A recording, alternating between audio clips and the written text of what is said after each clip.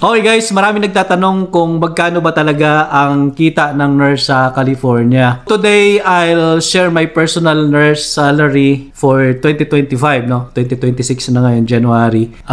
Based ito sa W2 ko, no? Actually, kukuhanin natin siya sa mail. So guys, hindi ito para magyabang. Gusto ko lang maging honest at makatulong sa mga nag-iisip na mga nurses na lilipat dito sa California. Okay guys, punta lang tayo sa mailbox para tingnan natin yung aking W2 sinenda raw ng employer.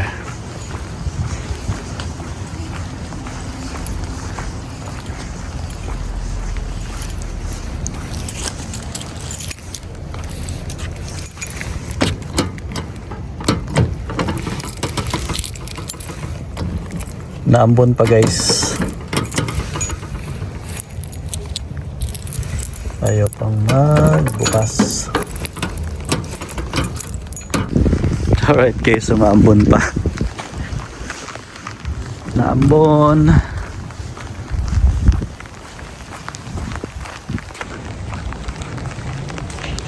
Pasok tayo sa bahay. Hi guys! Kumusta kayong lahat? Welcome back sa ating channel. Kung bago ka dito, ako po ay isang nurse dito sa California. And sa video na to guys, i-breakdown ko yung kung magkano yung kinita ko nung 2025. Lahat ito, no, yung base pay ko, yung night differentials at saka weekend differentials at yung mga deductions from taxes, social security, mga ganun, no. And kung magkano yung take home pay ko, no, after mabawasan ng mga taxes. So, bali guys, quick disclaimer lang, yung pay, personal experience ko lang po ito, no. Bali, iba-iba yung pay, depende po yan sa hospital, sa location, experience, saka shifts mo. Maaring yung rate ko ay iba sa inyo, no, kahit same hospital tayo or same company. So, iba-iba yan, no, per person, per contract. Okay guys, eto na yung aking W2, pero syempre hindi ko papakita sa inyo kasi hindi dito yung social security number ko tsaka yung sa employer ID number nila. So hindi pwede, confidential to guys, pero ibibigay ko lang yung breakdown ng number. So based sa 2025 W2 ko, yung total gross income ko for the year ay magkano ba to? 148,893.54. Yeah, kulang-kulang 150k, no? So 6 digits siya this year. Last year mas mababa siya ng konti dito, no? Kasi merong nagkaroon kami ng bargaining agreement. So nag-agree yung employer namin na mag-increase, no? So every couple of months nag-increase siya based doon sa bargaining agreement between our union. By the way, kami ay under ng California Nurses Union dito sa hospital namin. So by the way, nandito kami sa Northern California guys. Small town lang kami, maliit lang yung hospital compared mo sa mga big hospitals. It's okay na din kasi yung 148,893.54 okay naman, kasya naman po siya kasi mas baba yung cost of living namin compared sa mga bigger cities. Okay guys, so yung 148,893 marami pang bawas yun, no? Number 1 yung federal income tax withheld, no? Yung tax ng federal government ay nagkakahalaga siya ng $16,105.65. Bawas ka agad, no? So, sabi nga nila, two things are sure dito sa Amerika. Death and taxes. Yun ang hindi mo kayang ma-avoid, hindi mo kayang takasan. So, yung tax kay Uncle Sam, tsaka yung kamatayan, no? Ikalawa ay yung state income tax. Bali, dito sa California ay may state income tax. Nakalimutan ko kung magkano, ilang percent ng federal at saka state income tax. Depende yan sa sa income bracket. May mga bracket siya. So, ang state income tax ko for 2025 was 9,597.76. So, yun guys. mahigit kalahati ng federal income tax ay state income tax. With a total of 9,597.76. Yun, kaltas agad. So, next ay Social Security. Yung Social Security was $9,008.78. Mas malaki ng konti yung state income tax sa mga more than 500 or almost $600. And then, next ay Medicare tax withheld. So, may Medicare, may Social Security. Kinuha nila is $2,106.89. And lastly, ang SUI or slash SDI, $1,741.91. Wow! Hindi ko alam tong SUI, SDI na to.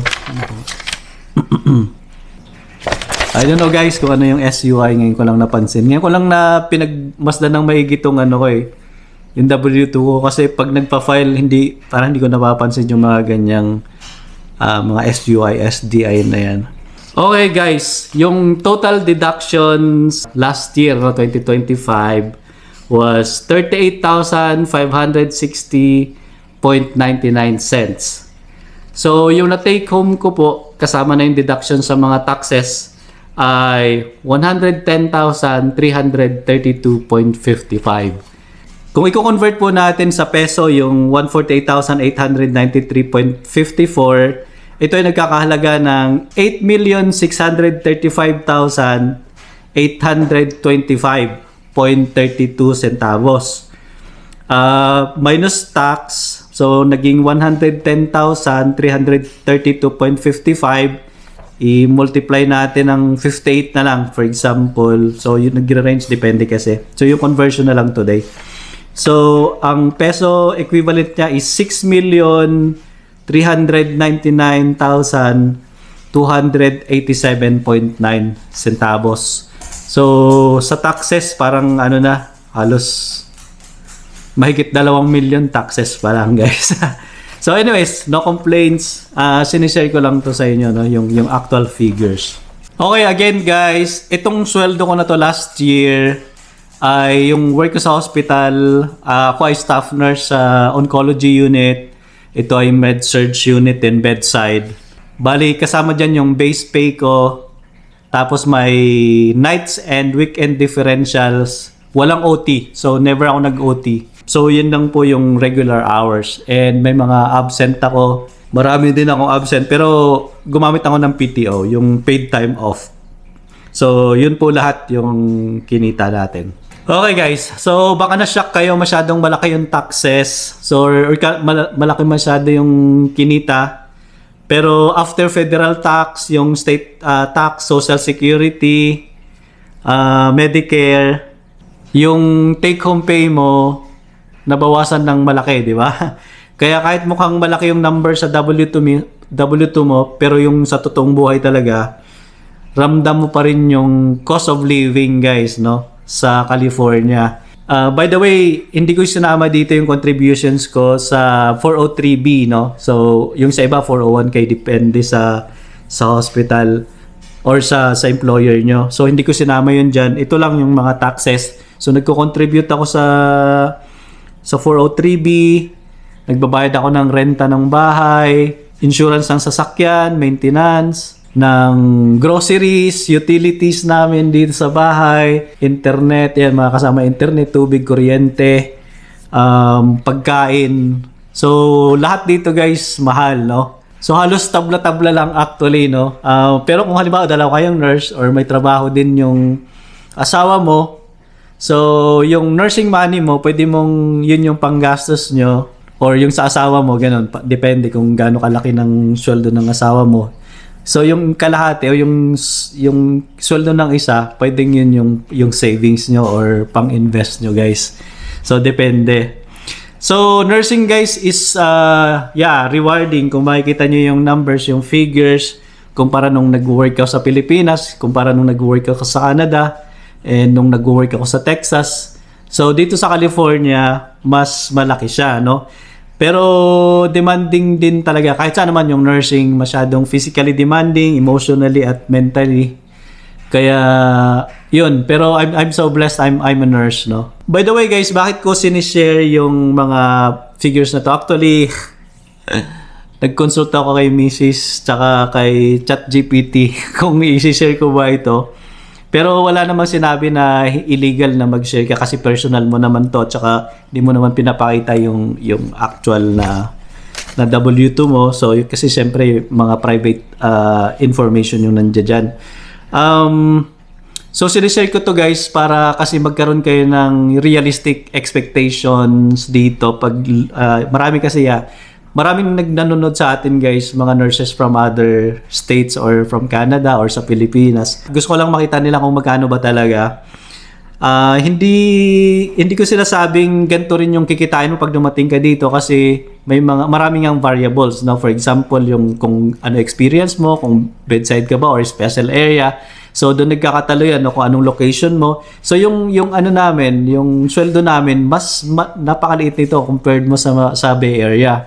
Sa San Francisco, for example, Sacramento at saka sa ibang part ng Bay Area. So sobrang malalaki ang ano nun. Kaya ko nalaman kasi nag-apply ako sa isang malaking hospital sa Bay Area. Ang offer sa akin, initial offer, almost 200K na eh. Pero dinecline ko yun last December lang. Kasi nga ayaw na naming maglipat pa. So sa ngayon, we're okay here in Chico. So kasi nga malaki nga ang income doon pero syempre mataas din naman yung cost of living. Ang plano ko sana magba-van life na lang ako. Tapos uuwi pa rin dito pero kasi ayaw ko muna iwanan si Mrs. dito or tapos yung isang anak namin nandito pa. So medyo complicated. Tsaka yung church talaga, yung church nagsiserve kami sa church ngayon. Active kami sa mga ministries. And so ayaw kong masacrifice yung mga yon, no, para lang sa pera, no. So minsan yung mga decisions natin hindi laging pera lang, so maraming mga considerations. Sinishare ko nga ito para yung mga posibleng mga nurses na pupunta rito ay yun, magkaroon kayo ng realistic expectation. So yun guys, kung mayroon po kayong questions about nursing dito sa California, sa mga gustong lumipat dito, para sa akin, nasa sa inyo yan, no? So, I hope nakapagbigay ako ng kahit konting kaalaman, no? Tungkol sa sahod. So, ulitin ko lang, no? Hindi para ipagmayabang to kasi sa papel lang niya actually malaki. Pero in actuality, mahal din talaga dito, guys. So, yun lang guys. Thank you so much for watching. Bye. God bless everyone.